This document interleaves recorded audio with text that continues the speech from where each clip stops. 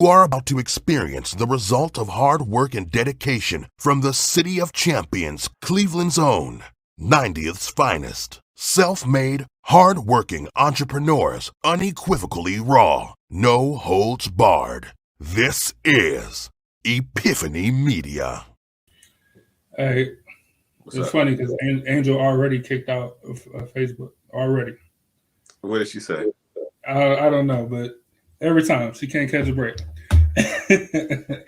Welcome back to another episode of Epiphany Media Podcast. I got different lights and it's freaking me out a little bit. What's going on, B?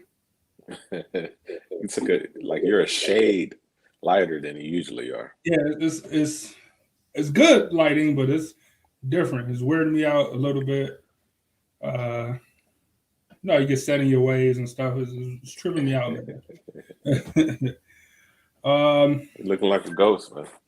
Yeah, I know, very appropriate, right? So welcome back to another episode.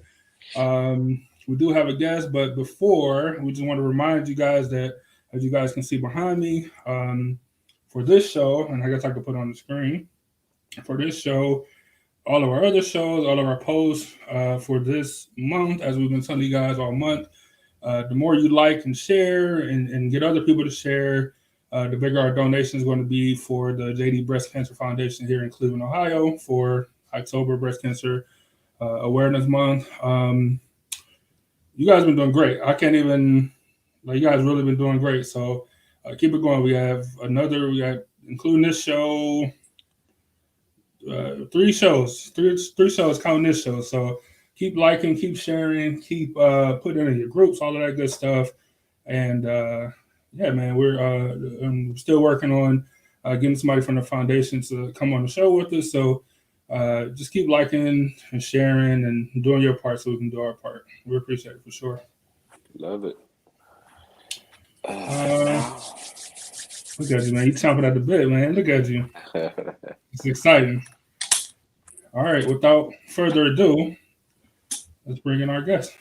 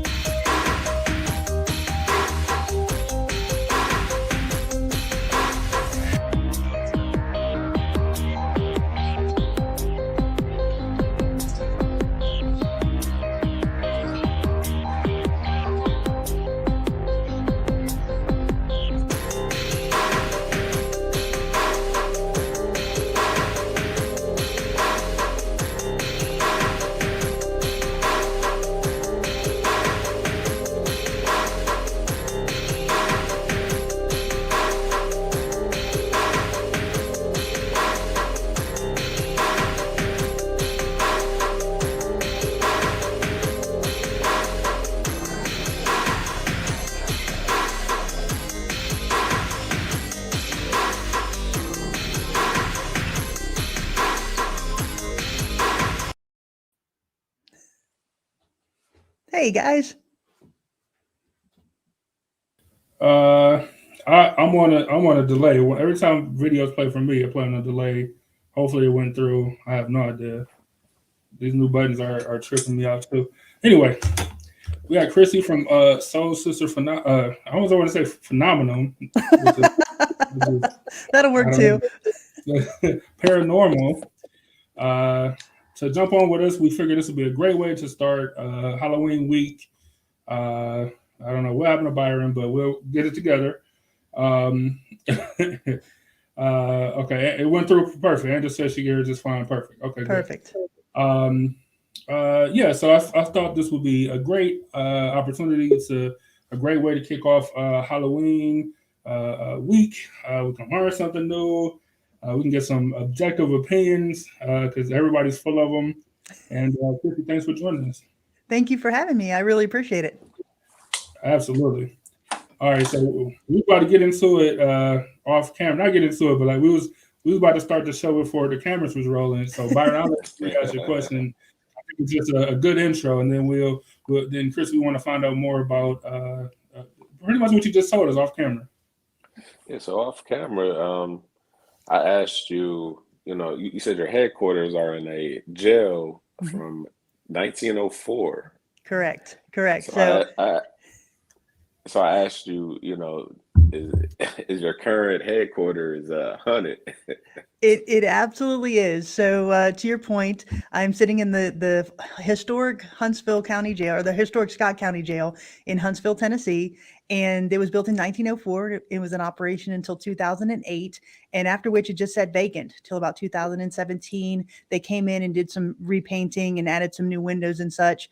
And then it sat vacant from 2017 until this year, when my business partner and I approached the town of Huntsville and said, will you allow us to operate a museum as well as historic or paranormal tours and flashlight tours and such through the jail? And they said, okay, let's try this. And so we've been open for about 6 weeks. And I can tell you that there are a lot of things in this jail that we cannot explain. That's nothing for us to be sitting here at night or even during the day.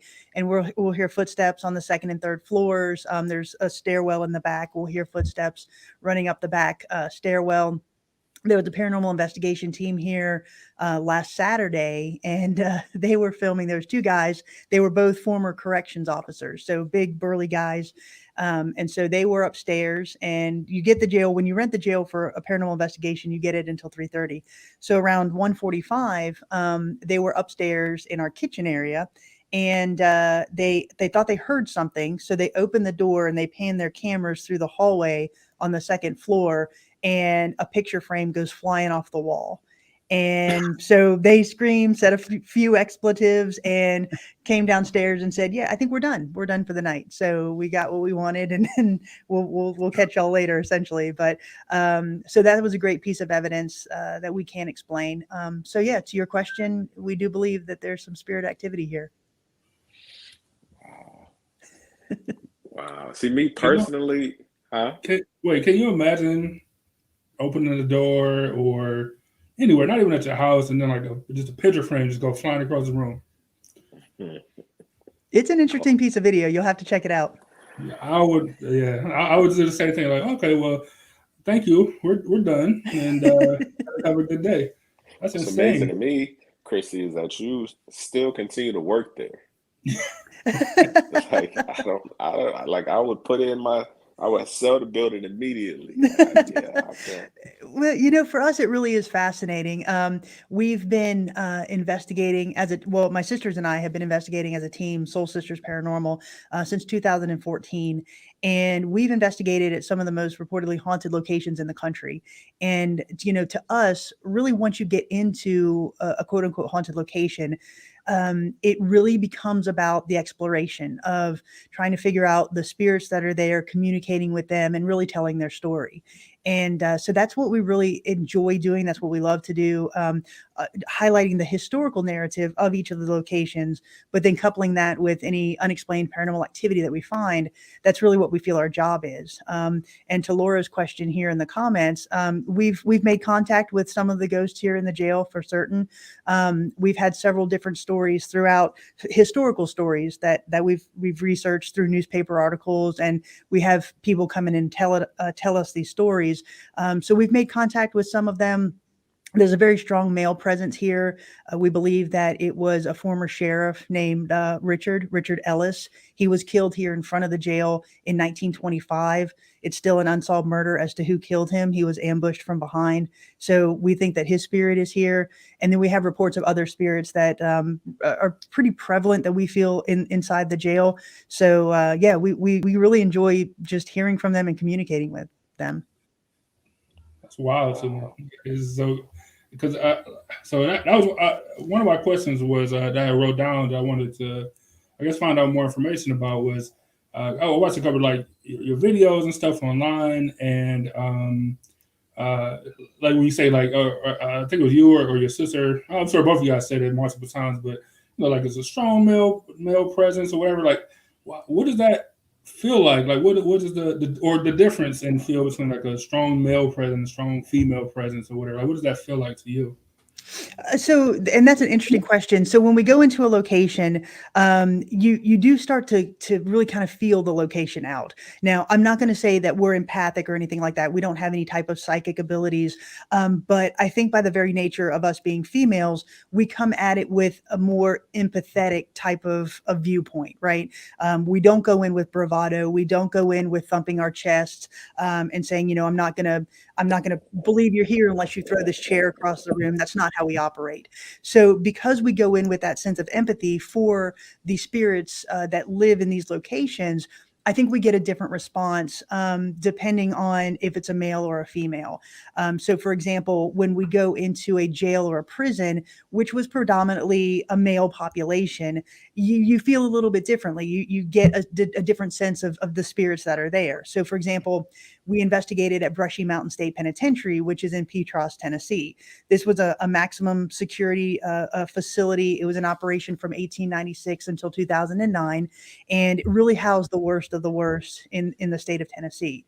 So when you go to these locations, knowing that you had the worst of the population, you get that different feeling, that different spirit feeling, a stronger male feeling, if you will, versus going into some place like a hospital where it's predominantly females in the nursing profession and stuff like that. You get a different feel. So it is one of those things that once you're in this for a while and delve into it, you do start to kind of differentiate between that. Oh man. So I got a question. Was there any type of education or any type of schooling for this? Like if somebody wanted to get into it, like how would they? There's no type of schooling per se. There are people out there that profess to give you degrees in paranormal investigations, and honestly, those are a bunch of charlatans, and I would not recommend that. There's really no formal education. You just really have to go in my mind, you really have to go in with what I consider the right intentions. And by that, I mean, you need to go in with a sense of respect for both the location that you're going to investigate, as well as the spirits that you're trying to communicate with. I think that's the first step that you have to have. This isn't something that you go into to try to get scared on a Saturday night or to go into and get a jump scare. That's really not what we're about as paranormal investigators. So for us, when we first started, it was really having the drive to investigate these locations, both again historically as well as for paranormal activity. And we just really started basic. We had some voice recorders, we had a couple of digital cameras, we had a couple of night vision video cameras, and we just, as we go, each investigation allows us to enhance our techniques. The very first investigation that we did was in 2014, and it was at the West Virginia State Penitentiary, which is located in Moundsville, West Virginia. And as I said before, it was very rudimentary. All we really had was a belief in the paranormal, and we wanted to see if we could communicate with the resident spirits of that facility. And we left that experience with what we felt was compelling evidence, stuff that we could not explain. Doors slamming, footsteps running at us in the darkness when nothing materialized, males' voices when we're only females there. And so that really led us to want to explore this more in depth. And so there wasn't so much a formal education or anything, although I will say all of us on Soul Sisters Paranormal, we do have advanced degrees, but that's not in paranormal research or paranormal investigations. My degree is actually in criminal justice. So I do think that tends to lead us a little bit down a path of research, more so than some paranormal investigators. We come at it with a very research-minded background. But as far as a formal education, it really is one of those things that we just go in and enhance our technique after every investigation that we go on. Yeah, like the West Virginia one, I see you researched because the one guy, like you found out that he watched Days of Our Lives and he smoked cigarettes. And you put it, you put it on the bed and everything. Like, do you think things like that evoke a better response when you're trying to figure out if there's any paranormal activity?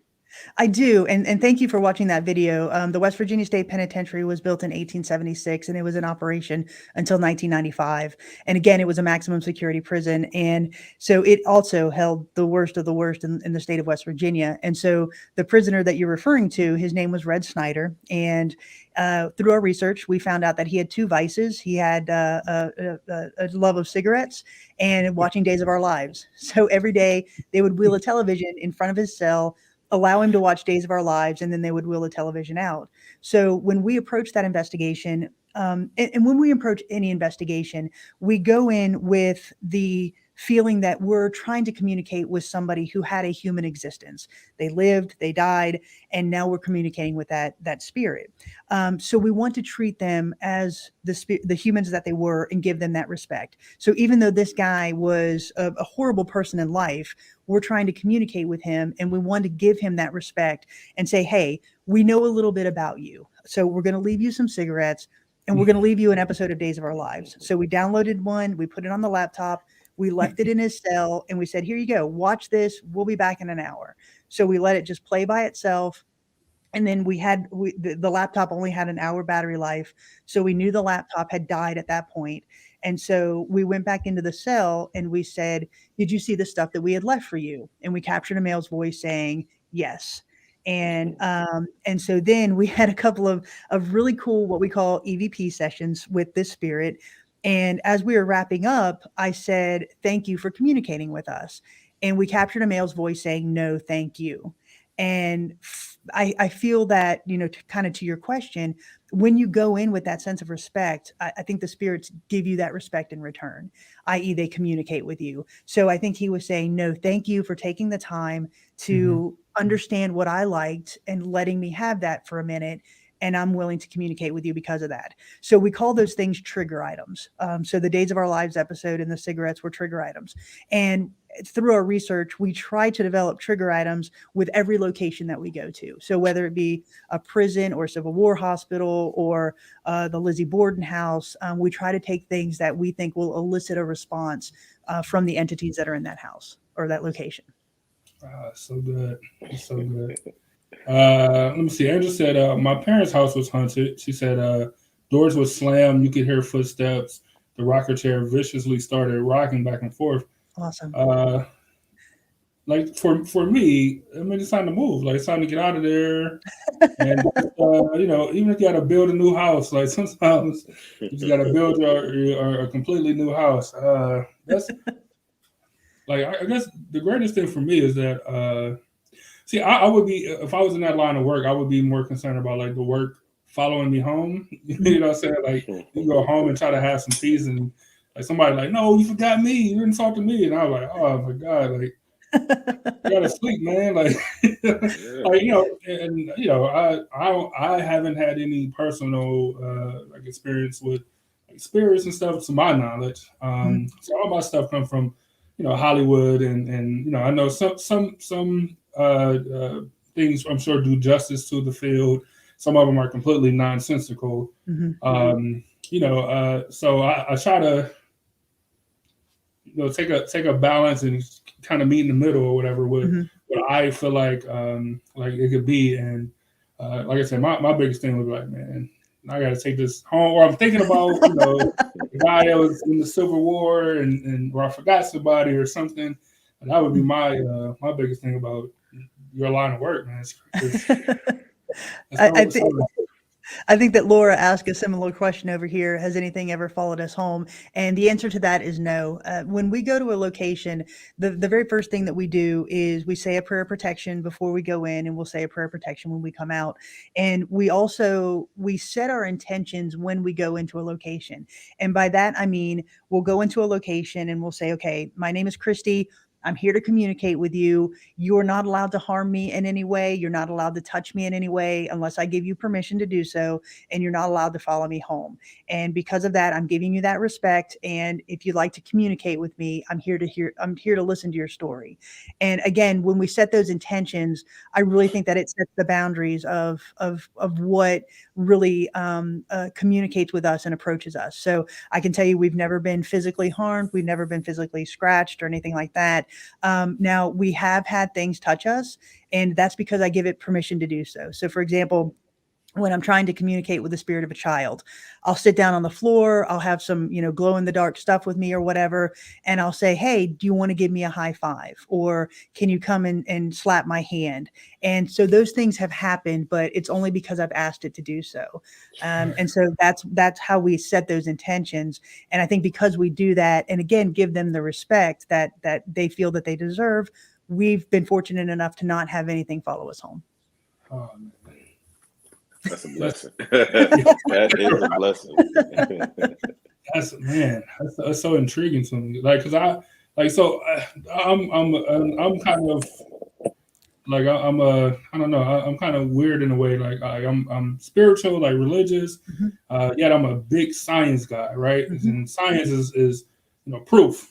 Like, Yes. be able to do the same thing over and over and get proof. So on one hand, I'm like, man, scientifically, there's no evidence, blah, blah, blah, blah, blah.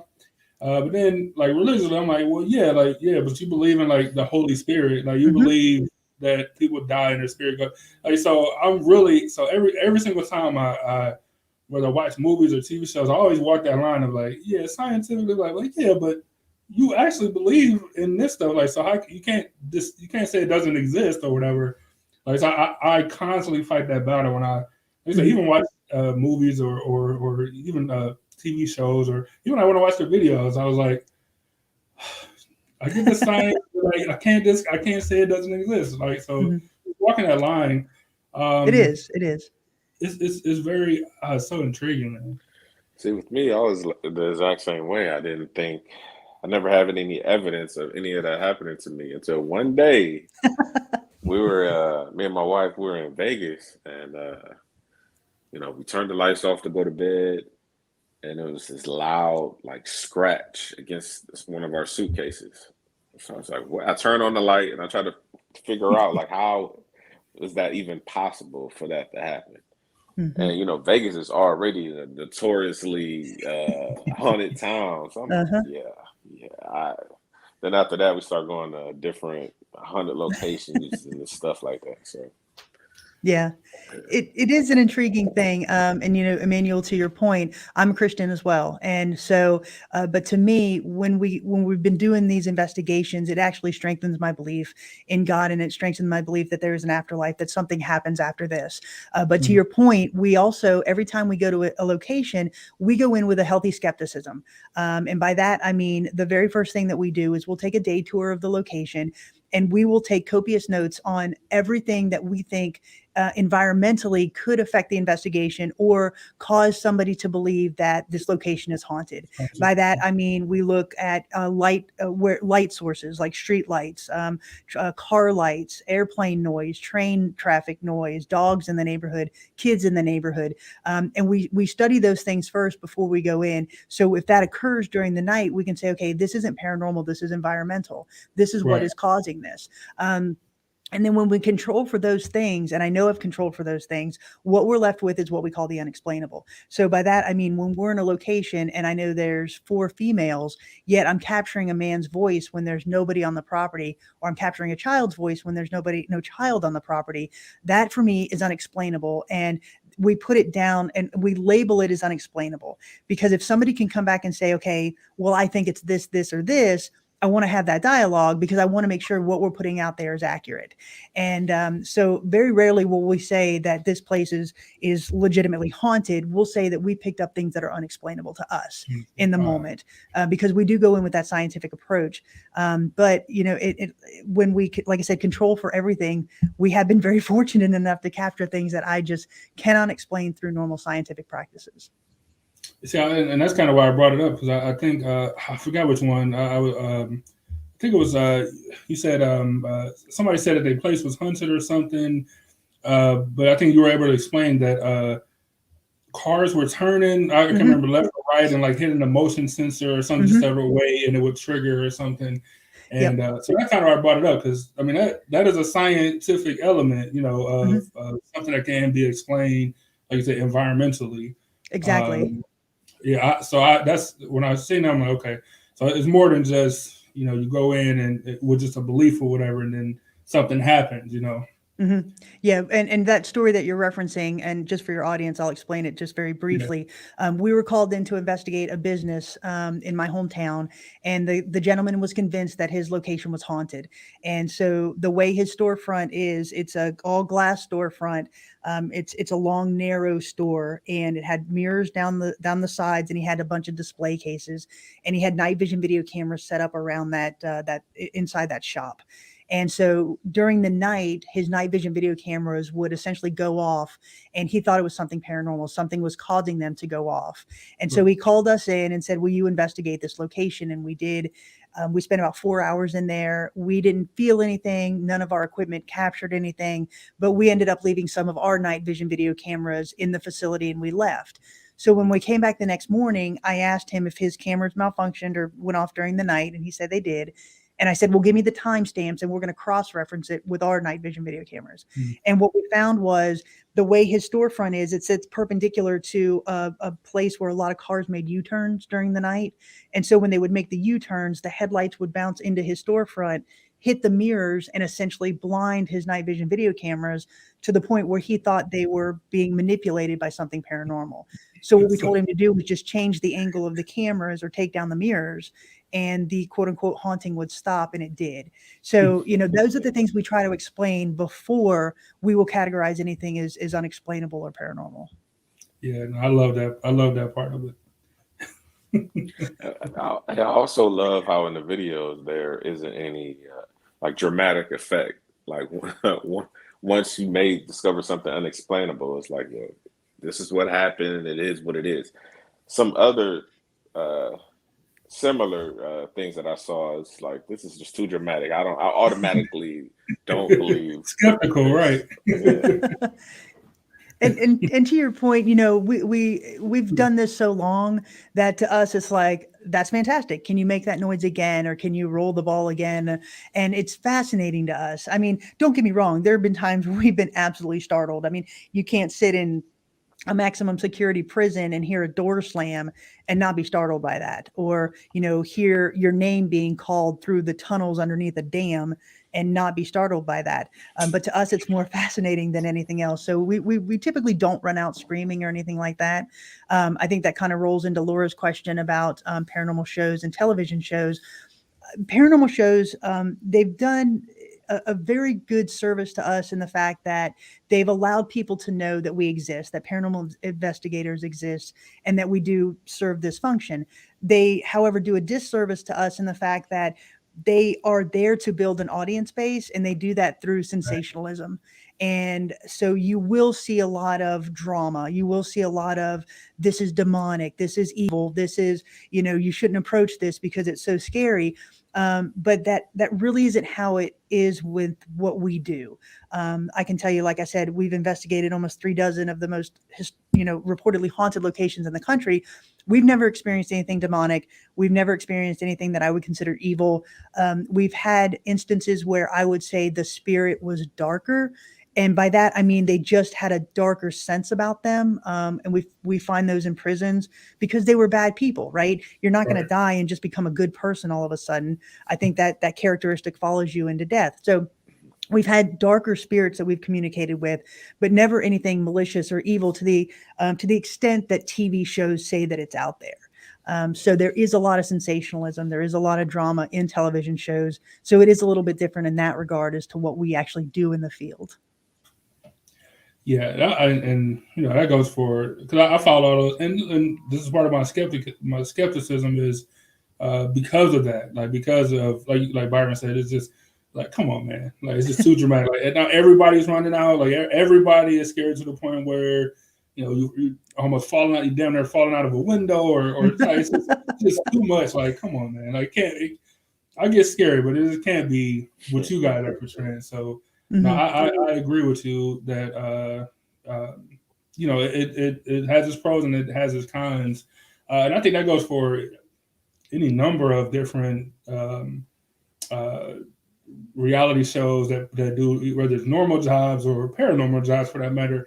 Like there is a certain level of sensationalism where it was just like I just can't, and it's usually just me. not just me, but usually me, like I can't watch this. Mhm. I just can't watch this stuff.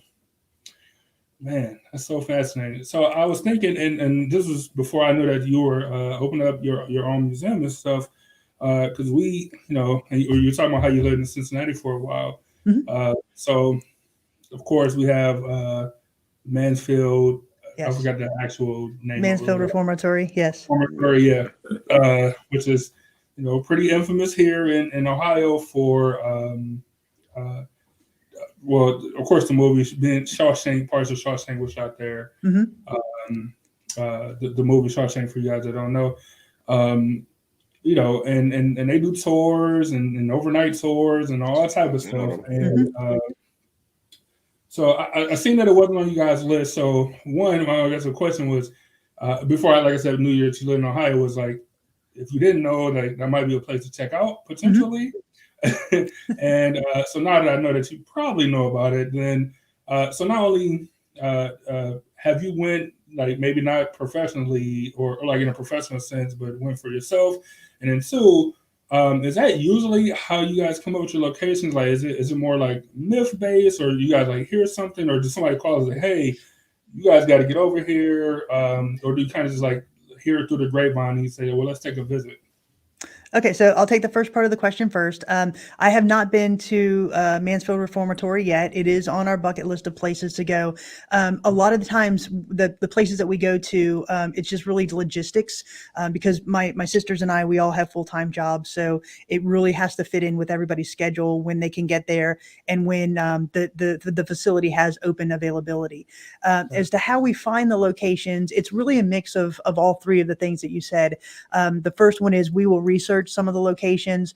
There are those locations that are bucket lists for most paranormal investigators, such as Lizzie Borden or the Villisca Axe Murder House or the St. Augustine Lighthouse. So we wanted to go to those locations to really build our portfolio in the paranormal field. So that's why we wanted to hit those locations. So we will seek them out. Alternatively, we will have facilities call us and say, I've seen your videos. I know what you do. Do you want to come and investigate our location? And we will take them up on that invitation. And then the third one is we will have people, business owners or people who own a house that they feel is haunted. They will call us and say, hey, can you come and investigate? Those are more private investigations. We don't put any of that on our website or on our YouTube channel. We consider those private. If the homeowner or business owner wants to release that information, we give them all of the evidence that we collect, and they can do it. But we feel that that's not our place to do. So it really is a mix of all three of those things. Yeah. Have you been to the what is it? It's a brewery in Savannah, Georgia. I know which one you're talking about, and the name escapes me as well. Moon We have something. not. Yeah. Yeah. Not Moon River. No, actually, I think it is. I think Moon that River. is actually Yeah. River Moon or Moon River. Yeah. Okay. Yeah, that's the one. We have not been there yet. Not as a paranormal investigator. I've been there as a tourist. We have not investigated as a paranormal investigator. Yeah, there it is. Thanks, Laura. Moon River. Yeah, I've been there as a tourist too, and we asked one of the waitresses, if anything ever happened to her, and so she just starts talking for like 10 minutes straight about everything that happens to her when she comes to work, and her coworker is just looking at her, just mouth open, like, what? And they work together every day, and she never told her done any of this stuff. Yeah. It's interesting when you tell somebody that you're a paranormal investigator, they either look at you like you have two heads or they want to tell you their ghost story. And a lot of times it's the latter. It is amazing how many people profess not to believe in the paranormal, but this thing happened to their mother once, or this thing happened to their grandmother once, or they thought they felt something. So I think there's a lot of people out there who actually believe or have had some type of a paranormal experience, probably more so than people realize. Yeah, for sure. That's why I said, to my knowledge, I haven't seen or experienced anything. But like you said, some stuff you just can't explain, and it could be. Do you can you tell us some other whether personally or professionally, like dream locations that like maybe that you have or that's on you and your sister's list? Absolutely. So we have yet to go international with our little paranormal investigation group, but Hold on, I hadn't even thought about the paranormal. I never even crossed my mind about paranormal Only other in countries. America, huh? yeah, Yeah, yeah. I never thought about it. So don't get me wrong. There's a lot of places in the U.S. that I want to go, but my number one bucket list location is Leap Castle in Ireland. That place, just this is the history behind that. I mean, I love American history, but European history just has a longevity, obviously, that we So can't match. right. And so to get over to Ireland and England as an investigator would just be a really cool experience for us. There's a place called the Monte Cristo Plantation in Australia. Again, I've been as a tourist, but not as a paranormal investigator, and I would love to get back to that location to investigate. There's an old jail in Sydney, Australia, that's very infamous for being haunted. Here in the States, the Queen Mary out in California, that's on our bucket list. The Stanley Hotel, again, I've been there as a tourist, but not as a paranormal investigator. So there's a lot of locations, and I mean, not even as those large quote unquote commercial locations. There are so many small little locations that people don't even know about that have a haunted and historic story, and those are the types we really like to highlight in what we do. So Right. if we feel that the historical component of our job is really the most fascinating part of being a paranormal investigator, right? We get to have a very tactile experience with these historic locations that not many people get to. I've walked the stairs of the St. Augustine Lighthouse.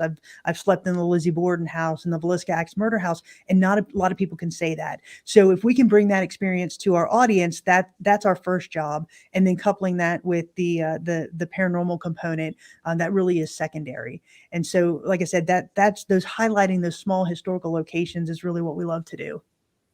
Yeah, I that's what we like to do here. I mean, clearly two different fields, of course, but we Right. like to highlight, the lesser knowns, the harder to find, that type of situation. And I think for both of our audiences, that's great. Like everybody knows about Mansfield or Mhm. some of the places that you named, but the little farmhouse in Zanesville, like no one knows about that place, or so I agree, and that's it's always better that way. I guess it's just a little Mhm. less commercialized, and if you stumble on a possible gold mine, entertainment wise, for your business, or even personally, like Mhm. those are always like uh leaps and bounds ahead of like the actual, for me at least, the commercial places. Mhm. We love to find those little hidden gems as well. Yeah, absolutely. And every place has them, right? You go to any small town Oh, and you sit down and say, what's the ghost story here, or the legend or the lore, and you will get an answer. Everybody in that small town knows the quote unquote legend, or the ghost story that's supposed to happen, the woman on the tracks, or the woman on the bridge, or the crying baby bridge, or something like that. They all have those little stories. right. We have a secondary spin-off series that we do called Landmarks, Legends, and Lore. And it's not so much a paranormal investigation, but it's highlighting those small stories like that, whether it be, haunting cemeteries or haunting bridges or something like that. We like to highlight those things. It really is just kind of keeping that historical component alive, again, which is what we love to do.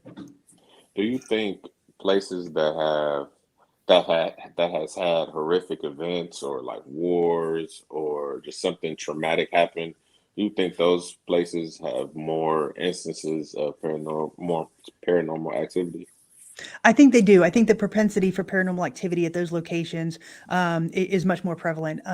So, like Gettysburg, or any place that had a Civil War battle, what happened there is you've got a large release of energy very suddenly, and it's mostly traumatic energy, death, obviously, blood spill, and all of that. So, yes, you have those spirits that essentially had unfinished business. They were going into war knowing that they could die, but you don't really expect to die in an Right. instant like that. So Gettysburg, or like I said, any Civil War battlefield or hospital for that matter, are extremely haunted. You have a lot of paranormal activity there. someplace like the Trans-Allegheny Lunatic Asylum in Weston, West Virginia. This was built in 1864. It was in operation until 1994, and it was originally built. And if you haven't seen it, just Google the Trans-Allegheny Lunatic Asylum. This location is massive, but it was designed to hold 250 patients, and it was going to provide one-on-one care to those that had tuberculosis or some type of a mental illness. And just through the series of events, the medical care really digressed into things like lobotomy and shock treatments and cold water bath treatments. And Wow. so by the time it was closed in 1994, it didn't hold 250 patients. It was holding 2,500 patients, all jammed into these rooms in very tight quarters. And so it permeates into the walls. That energy, that negative emotion, if you will, just permeates into the walls. And I think that's why you have that energy, that paranormal energy, that unexplained activity there. And so to your question, yes, I do believe that some place that has a tragic release of energy like that has a higher propensity for paranormal activity. So crazy, man. That's something I wondered too, I guess. So you think of a place like your most glamorous place, let's say Hollywood or whatever in the States. Like how many like secret, wild stuff that happened in Hollywood, or some of these whether it's movie lots or old hotels, and like, so many like hidden stuff. Like I wouldn't know would the energy be I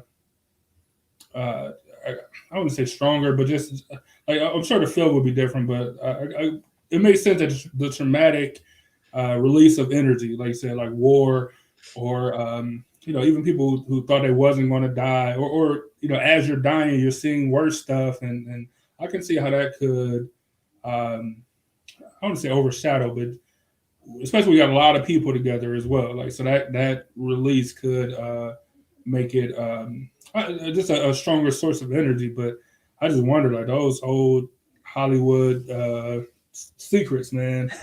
Well, there are reports of there are reports of Hollywood studio lots being haunted, and don't get me wrong, it's not to say that only those places that have traumatic events are those that are haunted. There are locations that didn't have traumatic events, but that the spirit is connected to that location for some reason, and they're more comfortable staying in that location rather than moving on to whatever's next.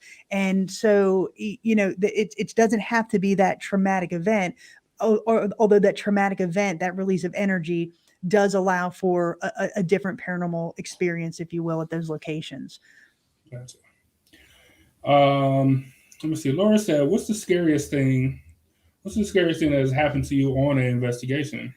And that's a great question. So I'll actually give you, I'll give you two examples on this one. So every place that we've gone to, we've been fortunate enough to have different experiences with the spirits of these locations. I think that goes back to the fact that we really take the time to listen and analyze all of the stationary equipment that we have set up during these investigations. But when we're in the moment, you have things that happen in the moment, but a lot of our evidence is when we go back and look at those stationary pieces of equipment like the night vision video cameras or the voice recorders. But when we investigated the old Gilchrist County Jail in Trenton, Florida, which is about an hour's west of Gainesville, Florida, this little jail packed a very heavy punch with regard to paranormal activity. So what happened in that location is, it's a very small county jail. It was built in 1928. It was in operation until 1968. It had 4 cells on the bottom. It had 4 cells on the top, and a small jailer's cottage behind it that was connected via a doorway. So after 1968, it sat vacant until the early 2000s, and it really became a haven for drug activity, criminal activity would happen in this location. It really went into disrepair. And so the owners that bought it, I think in 2007, and they allowed paranormal investigators to go in. They didn't really fix it up or anything, but they allowed paranormal investigators to go in and just do some research there. So the first time I investigated this location, it was a collaboration with Miranda Young from Ghost Biker Explorations. She's another female paranormal investigator, and she and I were the only 2 people on the property that night. And when we were talking to the owner about going to this location, she said, now I have to ask you, do you guys carry? Are you licensed to carry handguns? And we said, yes, we both carry handguns. And she says, I highly recommend you keep your guns on you at all times during the night because that's the location that we're in. Like, okay, no problem. So we both have it. We put our holsters on and we're both, we're going through the building and nothing's really happening. We're not feeling anything. We've set out all types of equipment. Nothing is alarming or indicating anything. Now there's no power in this place. There's no water in this place. It's vacant. So when we get up to the second floor, and again, we're not feeling anything. We've been in there for about an hour. And Miranda says, I wonder if they think we're law enforcement because we have our guns on. And so I said, well, let's try it. Let's take our guns off. So there's a cot in this cell and I take my gun off and I put it on the cot and Miranda's taking her gun off and she's laying it down. And as she's doing so, she said, I'm going to lay this gun down nice and slowly. And behind us, a guy's voice said, good. And there's nobody else in the building. We both were like startled by this. And after that, like the night was on. Every piece of equipment that we had gave indication that something was acting upon it. We captured shadow figures. We were seeing shadow figures in the moment. We had laser grids set up and we would see shadow figures dart back and forth through these laser grids. We had audible EVPs we were hearing in the moment. We captured numerous EVPs that night on our stationary equipment. When we went back and listened to it, we were capturing EVPs on that. So I'd say that was one of the most startling things that had happened to us on an investigation. The second location that we went to that had something startling happen to us was at the Grand Old Lady Hotel in Balsam, North Carolina. So this hotel was built in 1905 as part of the railway system through the mountains there, and it was extremely opulent. It's 3 stories. Had about 100 guest rooms, a large ballroom, a large kitchen, a little tavern in there. And so through the 1960s, it started again to go into disrepair and disuse. And then the current owner had it. And so she does allow on the off seasons, paranormal investigators to go and investigate this location. So we had it for an entire weekend. We had the entire hotel to ourselves for a weekend. And there was 3 of us. It was my twin sister, Jenny, myself, and Miranda from Ghost Biker. And so Miranda did her investigation on Friday night and she was capturing some unexplainable things. And Jenny and I did our investigation on Saturday night. And during that night, we were hearing footsteps. We had disembodied voices that we were hearing. We were down in the kitchen area and it was about 2:15 in the morning. And I said, if you're here, can you just let us know that you're in this kitchen? The coffee pot turns on just by itself. Click, turns on. We got it on camera. So that was pretty interesting. So about 4:00 in the morning, we decided that we were going to sleep. We're going to find one of the rooms and we're going to go to sleep. And so the room that we chose ran parallel to the most reportedly haunted hallway in the hotel. And it's a suite, but it had 2 bedrooms in it. So there was an interior bedroom and an exterior bedroom, and it only had 1 door that connected to the hallway. So Jenny and I were in the interior bedroom and Miranda was in the exterior bedroom. So she was closest to the door. So we had the door shut. We had a night vision video camera on the outside of the door, a night vision video camera on the inside of the door, and we had voice recorders sitting by the bed beside us. So you hear us say our goodnights and, we just say goodnight. About 15 minutes later, a man voice outside the door said, please don't go. And Miranda said, did y'all hear that? And I said, yes. And she said, what was that? And I said, there's a man standing outside our door. And she said, that's what I thought. And then we just all kind of went back to sleep after that. But you could tell that there was no man there. Cause like I said, we had those cameras on the door. We had complete control of the property. Nobody else came onto the property that night. So finding things like that, is pretty, it's interesting. It's startling in the moment, but those are the captures that we love. Yeah. So they really thought he was cops coming to arrest him. Yeah.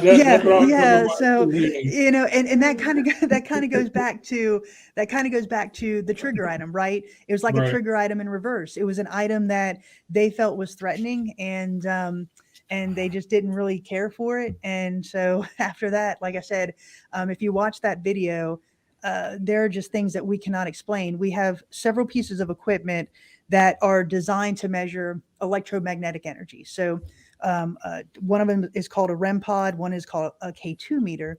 And so theoretically, if I put this down like in a room and there's no power on in the room, this thing should just sit in the room by itself and not do a thing. It should never alarm. It should never go off. So the idea is that spirits can use their energy to manipulate them and let us know that they're there, right? Manipulate these devices. So this REM pod had been sitting there for probably an hour and a half, not doing a thing. And so then after the gun incident, we started hearing all these things. So we stepped back probably about, I don't know, 15 feet from this REM pod.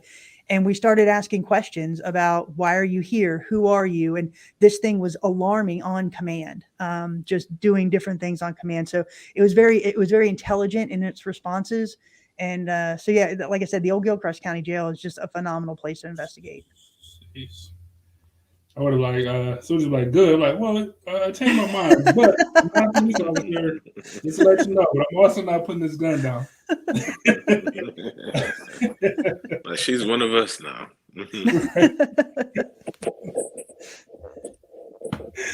It's so good, man. So you're talking about. Now I don't know which tool it is. I think it might have been the same one. It was one of the ones that you did in Ohio. I want to say it's in Tawny, Ohio. We did an investigation in Trenway, Ohio. Trenway. Yeah, at Prospect Place Manor. Mm-hmm. And I think I'm pretty sure it's the same video. I could be wrong, but you have put your like I said, I don't know the name of the tools, but put whatever electromagnetic device or whatever in like the middle of the floor. And I think you guys were like asking questions, and like the thing was like alarming or whatever. And then he's like, somebody's like, all right, you can back up now. You can feel free to back up, like whatever. And then like you see like the meter get lower and lower, like that. I was like, man, you guys are insane. 'Cause I would have been like, well, he owns it now, and he can have it, and let's get out of here. Yeah, we've done that at several locations. Again, it's extremely compelling when we say that there's no power in the location. And I know I keep harping on that, but it does make a difference.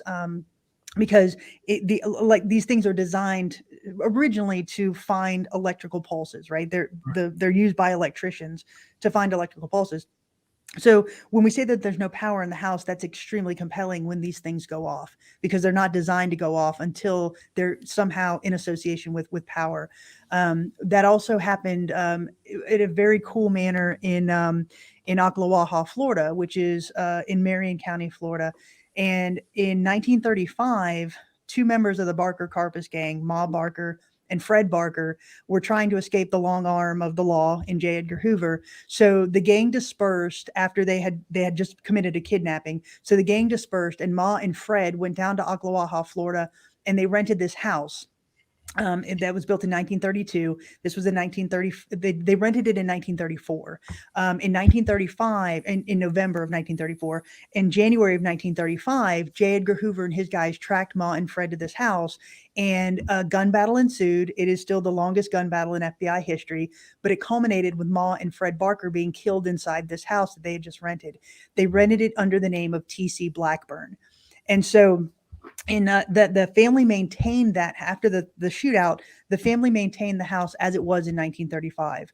So when you walk into it now, there's still bullet holes in the walls. There's bullet holes in the furniture that you can line up to the bullet holes in the wall. The floors are original. The sconces are original. Everything is original in this house except for the windows. And so in 2016, the family decided that they wanted to sell the land, and the new owners did not want the house. They were going to demolish it. So Marion County purchased it.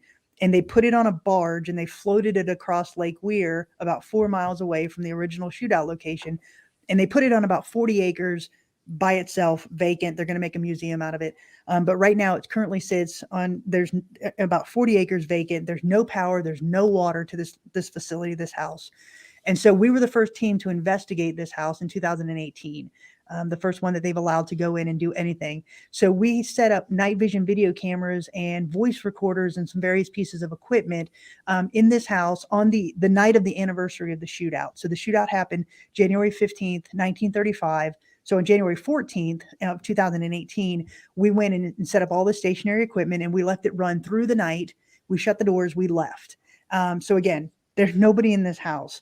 But yet when we went back and reviewed the footage, our K2 meters were going off. We captured a man's voice saying, "Get out," at about 5:30 in the morning, which was when the shootout would have occurred 83 years prior. We captured two voices. One said, "Freddie." The second one said, "Yeah, Ma." The first one said, "Get ready," which is what I think they said during the shootout. So that was very interesting. And so because of that, my sister and I went back about 2 weeks later, and we took that REM pod that we were just talking about. And so we set it up in the room where Ma and Fred's body were found. Again, no power. And we started asking questions. And to your point, it would go on command, like, "Freddie, can you touch the REM pod that's in the middle of the room?" And it would go off. And we'd say, "Now, can you step back? Freddie, is your Ma here?" It would alarm. "Now, can you step back?" And it would turn off. And so that was a very cool interaction. Probably one of the best REM pod interactions that we've had on an investigation. That's cool, man. That's so cool. You moved the house from the original land 40 miles away, and just the house still had this energy in it. It did. Yeah, it didn't stay with the land. And I think because they were bank robbers, right? They were kidnappers, bank robbers, very prolific gang during the 1920s and 30s. And so they were extremely nomadic during life. And I think that they're just content to stay with the house that they were killed in. So do you think when an instance like that happens, that they relive their final moments like every day or something? Not every day, and that's a great question. Not every day. There are two types of what we consider hauntings. The first one is what we call an intelligent haunting, and that is where, I can go in and ask a question, and I get an intelligent response in return. So, for example, we were at the Hales Bar Dam in Tennessee, and this was a dam that was built in 1913. It was in operation until 1962, and it had a series of tunnels that ran underneath it. And so my sister and I were sitting down in one of those tunnel systems, and I said, "Can you say my name?" And from the tunnel came the word Christy. It was a man's voice. It yelled, "Christy." Nope. That's intelligent, right? So it heard me. It responded intelligently to my question. So that's an intelligent haunting. The second one is what we call a residual haunting. And the best way I can describe that is if you have a record on a record player and it's spinning and it has a scratch on it. Every time the needle hits that scratch, it's going to bleep, right? It's going to bounce. It's going to nick. And so the same thing is how residual energy works. It's essentially a blip in time. So something like an anniversary or a significant date or a significant, trigger item that you take in there will essentially trigger that to happen. So because it was on the anniversary of the shootout, that's why I think that we captured those two EVPs. Like I said, it happened at around 5:30. The shootout in 1935 started at around 5:30. So I think that was residual energy. That's just a blip in time. It's going to happen. If somebody's listening for it, January 14th, the night of January 14th, the morning of January 15th, that voice is going to happen. So cool, man. It's interesting. Let me see.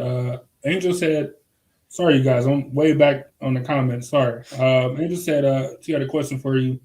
Can you communicate with loved ones that have passed? I'm going to try to read her mind here and say that because she was talking about earlier about her parents' house being haunted. Like, so would that be something that, so if you kind of had that information, let's say you went to Angel's parents' house and she said like, "Hey, my dad's name is Greg," or whatever.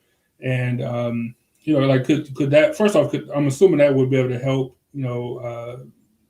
establish some sort of a connection if there is a connection there.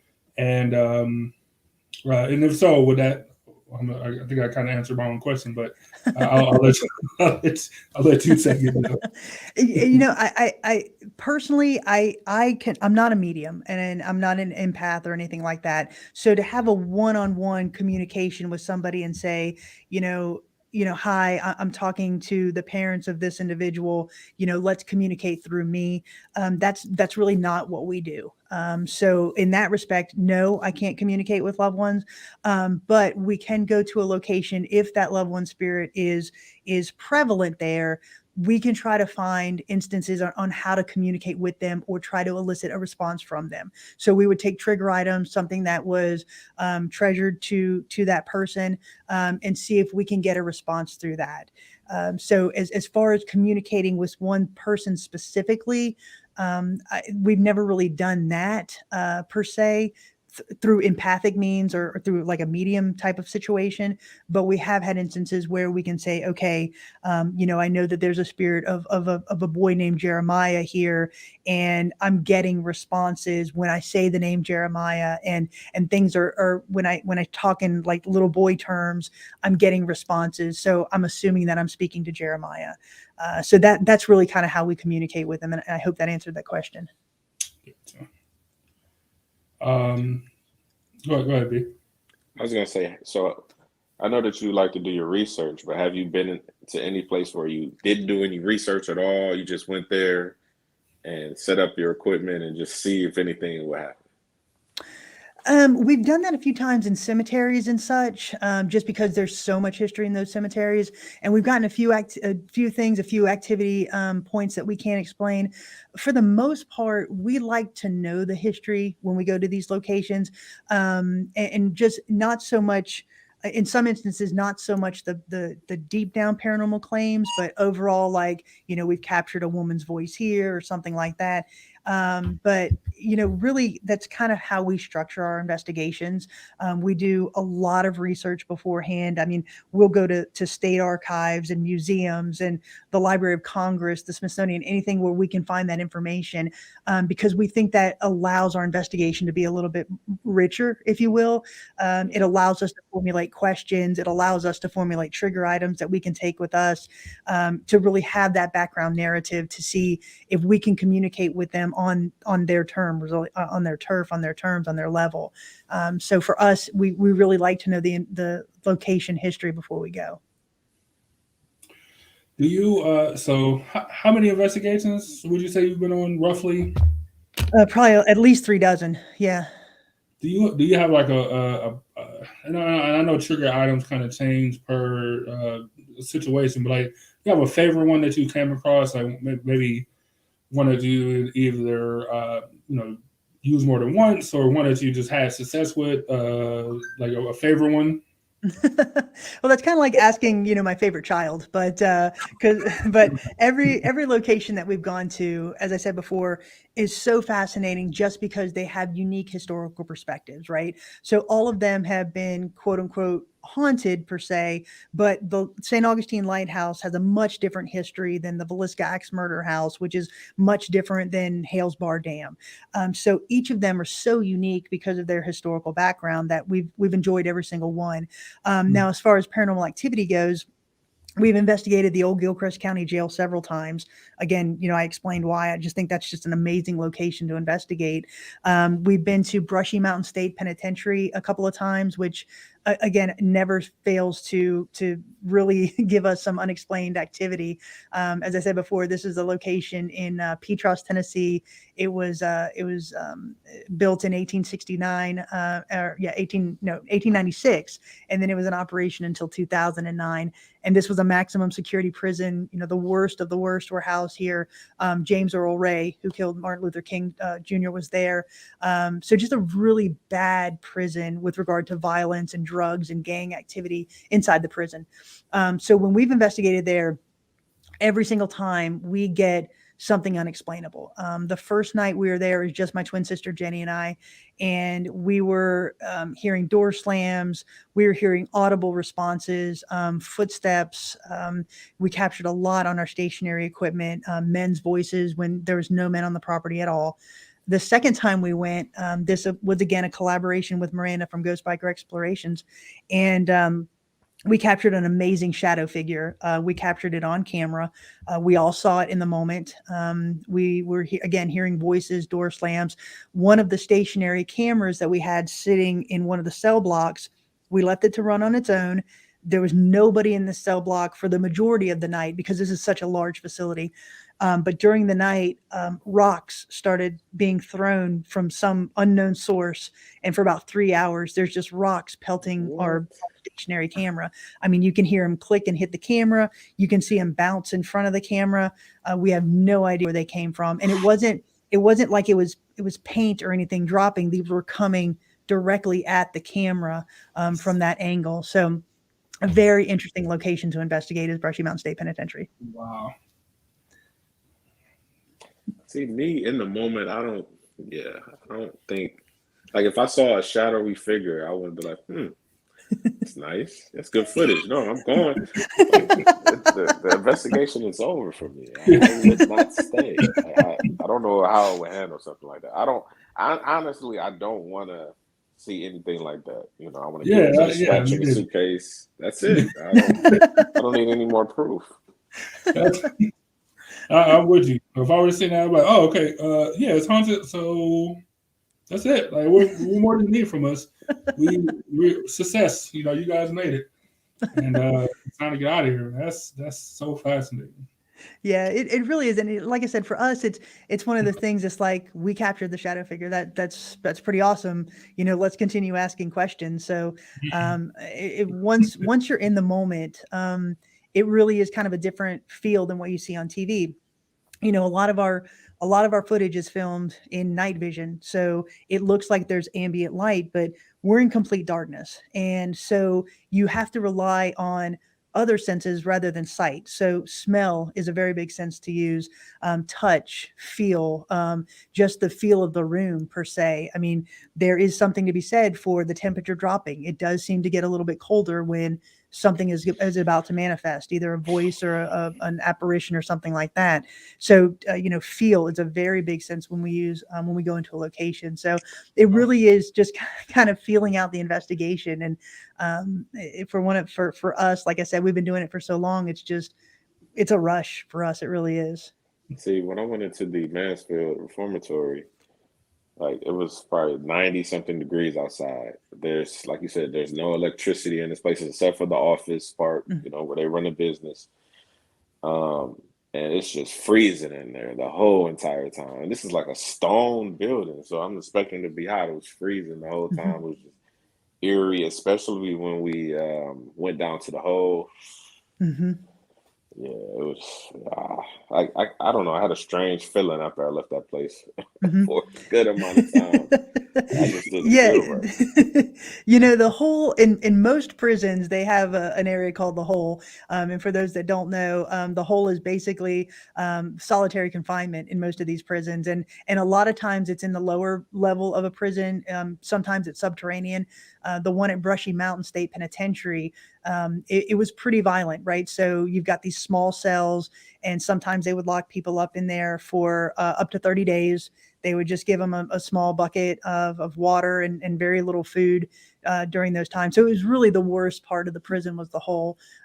But when we were there, I mean, we were capturing all kinds of voices down there, intelligent voices, footsteps.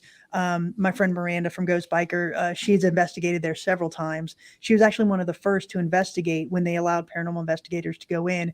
This was actually before they opened as a tourist location. And so she was sleeping in the hole, and she's by herself. She's the only person on the property except for one volunteer who's in the administration building. So she's sleeping in the hole, and you hear a voice going, night. And so that was pretty. She didn't even wake up. She didn't hear it. Just when she went back to review her audio and video footage that she caught it. So the hole at Brushy is pretty wild. That's how you know when you really love your work, when you don't even fade you, like just another one, just go back to sleep. Yeah, and even if, man, all right, investigating it, cool, but I'm not sleeping down there though. Like, give me a normal cell or something. Like, don't let me sleep in the worst of the worst. Jeez, do a camera down there. I'm gonna sleep on the bed that was murdered on. Yeah. We slept in the Lizzie Borden house right there where Andrew Borden and Abby Borden were murdered. And so that was an interesting experience, and that investigation really kind of highlighted kind of what we do also, in the fact that a lot of as I said before, a lot of the evidence that we get comes from our stationary equipment, whether it be voice recorders or our video cameras. But every time we go into investigations, the very first thing that we do is we turn on our voice recorders before we even cross the threshold, because we feel that voices, as far as paranormal energy, it takes a lot less energy to manifest as a voice than it does as an apparition. So we get a lot of voices that we can't explain. So we were at the Lizzie Borden house, and we were still kind of setting up our equipment, and we hadn't even really formally started the investigation yet. So we set a voice recorder in the parlor, which is where Andrew Borden was killed. And Jenny and Michelle, my two sisters, they were just talking, right? Just kind of talking about the day. And you see them on the video camera, just kind of talking. The lights are still on and all that. And when we went back and we listened to the audio from that voice recorder, as they're talking, we captured a man's voice saying, "I'm standing right here next to you." And they didn't hear him. They didn't see him. But it was clear that he's saying, "I'm right here. Look at me or see me. I'm right here."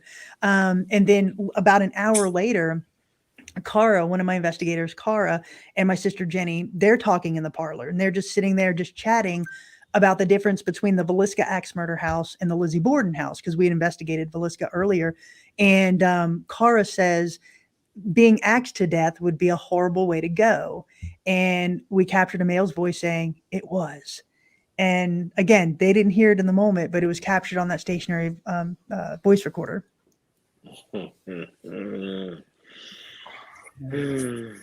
You guys are brave, man. That's all I can say, because that's so interesting. Let me see. Andrew said, do you find better results during different phases of the moon, such as when it's full? And that's a great question. Yes. There are a lot of things that do influence investigations. The moon is absolutely one of them. Full moons do tend to give us different results, sometimes better results, depending on the location. So the full moon is very important to really be aware of when we go to a location. Outside temperature is a big one. We find that sometimes in colder situations that we get a different response than we do when someplace is hot. So there are a lot of factors that you have to look at when you do an investigation, or just not look at, but just take account of and note when you go on an investigation. So, the moon is definitely one of them. You know, they say, full moon, and, people make people act weird and stuff. So I can see that drumming up a little, man. Mm-hmm. And I think we had a question a little bit earlier from Leslie. Leslie, I have never been to the Glidden house. I've absolutely heard about that. It is one place that I would absolutely love to investigate. And I do think that spirits can manipulate lights and light switches. We've had that happen, especially obviously if it was in the dark and the light just turned on. Now that doesn't mean it couldn't have been electrical. Something absolutely could have been causing that. That is, not paranormal in nature. But if there's other things in that house that have been validated, then the lights turning on could absolutely have been paranormal. See, that's my problem. I'll try to explain everything. Like, well, do you know the electrician personally? Like, because he might have done a bad job. Did you see it yourself? You didn't see it yourself, then it didn't happen. Or, if you didn't hook up the light switch, then you don't know if it's right. I'll try to explain everything. Almost to a fault, I guess, but no, that's Leslie, I wasn't trying to skip your comment, but I was just so entranced. But I feel like in every, it has to be every city, I suppose. It has to be just a number of places. I never heard of this. I live in Cleveland. I never heard of this Glidden house, but I'm also not running in that circle either, I guess. So, maybe I wouldn't, but it has to be 1,000, just think about how many people have lived on, how many murders took place, how many, whatever, battles, wars, anything. Mm-hmm. So I'm sure, like you said, it has to be just a number of places in every town that you go to that has a story or some myth or legend or, hearsay or just a story passed down from family to family. Mm-hmm. Every single town just stories and stories about, stuff that can't really be explained. Mm-hmm. And to your point earlier, that's one of the reasons why we do have a lot of equipment. We have more than a lot of paranormal investigators for a couple of reasons. One, when we go to these locations, sometimes it may be the only opportunity that we have to go to that location. So we want to make sure that we have eyes and ears on every part of the property that we can. So that's why we have a lot of night vision video cameras and we have a lot of voice recorders. But we also have different tools, as I said before, that measure different things. So because if we can get 2 or 3 of these things to really interact with each other, then that validates that something unexplainable is going on. And so by that, I mean, for example, when we were at the Grand Old Lady Hotel in Balsam, North Carolina, that's where we caught the voice outside the door there when we were sleeping. Earlier during the night, we were in a room, and we have a camera called an SLS camera. And generally speaking, what this camera does, it's a camera that has an iPad attached to it, and the iPad has an algorithm in it. And so when the camera perceives a human figure in the room, it puts that as a stick figure on the screen. And so even if there's no person in the room, if this camera perceives that it sees a person, it puts a stick figure on the screen. And so then we have another device called an EDI box. And generally speaking, it's a box that's been configured for paranormal investigators, but it has a vibration sensor on it. So if something touches it, it will alarm. It has a thermometer or a temperature gauge in it. So if it goes up or down, you'll see the temperature change. It has a pressure changer on it. So if the pressure changes in the room, that will alarm. And it has a proximity meter. So if any type of energy acts upon it, it will alarm as well. So we had the EDI box on a dresser in one of these bedrooms. And so we're standing back, again, probably about 10, 15 feet. We're all sitting on the bed and we're holding the SLS camera. And there's nothing going on in the room. And then all of a sudden, the stick figure pops up. And I'm filming. So my angle of film is the camera, the SLS camera, and you can see the EDI box in the background. And so the stick figure is just kind of standing there on the screen. And Miranda says, "Can you touch the box on the dresser?" So you see the arm of the stick figure cock out and the box lights up because something has hit it. So now we've got 2 pieces of equipment validating that something is going on. The stick figure on the screen, it's touching this box, which has a vibration sensor on it that's alarming that something's touching it. So when we can validate, or we can get something like that, it just builds a more compelling case for what we're seeing.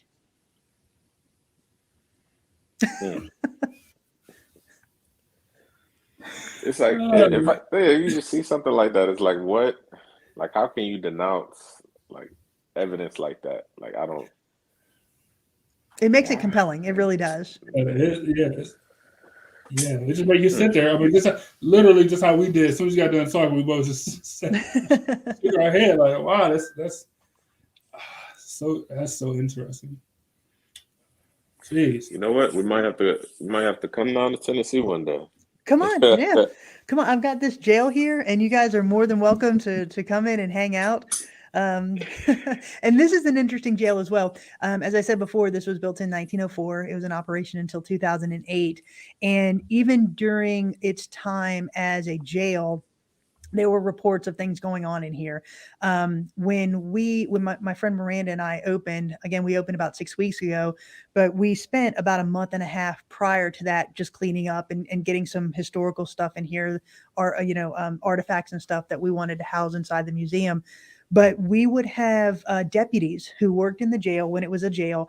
They emailed us and said, "Listen, I don't believe in this. However, when I was a deputy there, the elevator would start running on its own during the night. It would stop at different floors. It would open, it would close, it would go to another floor. There were numerous times where we would hear footsteps on the back staircase to the point where we would call emergency head counts because we thought the inmates were trying to escape. But we got our head count, but we couldn't explain the footsteps. One woman who worked in dispatch, she came in about a week ago, and she was telling us a story about one night she was working here on her dispatch duties, and she had to go upstairs. So she got in the elevator. She's the only person in the elevator. She pushed the floor to go up, and a man coughed in her ear. and she never rode the elevator again after that. Yeah, exactly. Yeah. So, and another, a guy came in yesterday. He came in to tour the museum, and he was a former jailer here. And he said, when you go up on the 3rd floor, which is our maximum security floor, he said that there was a shadow figure that would routinely at night follow him down the hallway when he was on his shift. So a lot of stories here. So yeah, come on down to Tennessee, please. Oh yeah.